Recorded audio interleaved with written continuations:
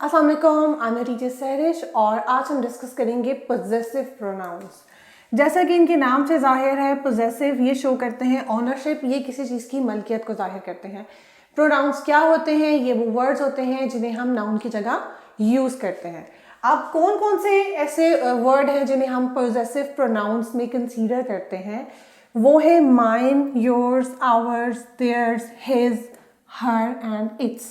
इन सबको हम possessive pronoun कहते हैं। अब जरा इनकी एग्जाम्पल देख लें कि किस तरह से हम इन पोजेसिव प्रोनाउंस को यूज करते हैं। You have your vices and I have mine.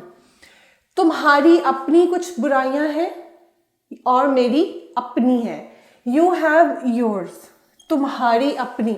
अब उसकी जो चीज़ है उसके लिए हमने योर यूज़ किया है, और जो मेरी चीज़ है जिसकी जो मैं अपनी चीज़ की बात कर रही हूँ उसके लिए मैंने माइन यूज़ किया है।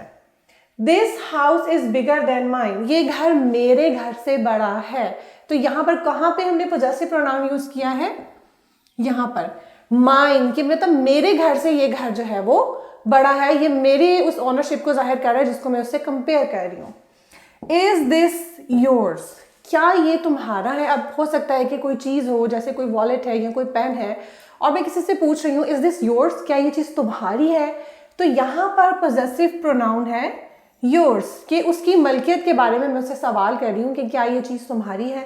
Next, I can see our car. मुझे अपनी गाड़ी तो नज़र आ रही है या हमारी गाड़ी तो नज़र आ रही है, बट वेयर इज योर्स, लेकिन तुम्हारी, योर्स, तुम्हारी गाड़ी कहाँ है? अब उसका जो पोजेशन है वो एक गाड़ी है, उसके बारे में मैं सवाल कर रही हूँ, और उसके लिए मैंने जो पोजेसिव प्रोनाउन यूज किया है वो है yours.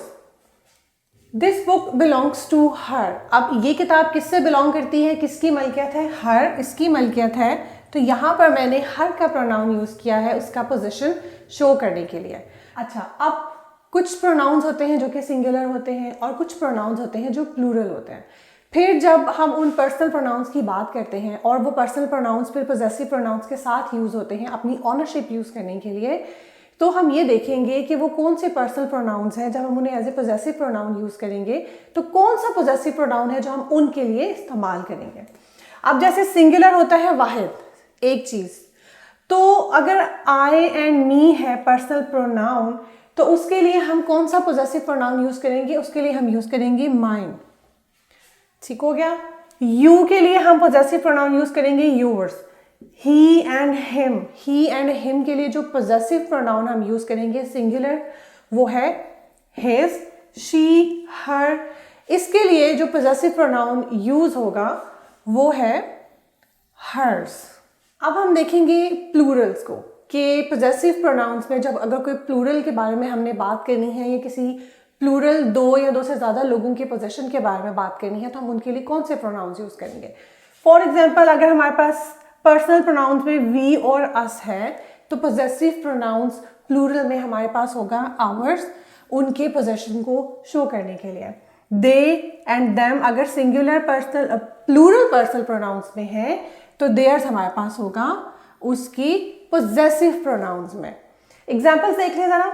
This pen is mine, ये पेन मेरा है, एंड दोज आर देयर्स, और वो पेन उनके हैं।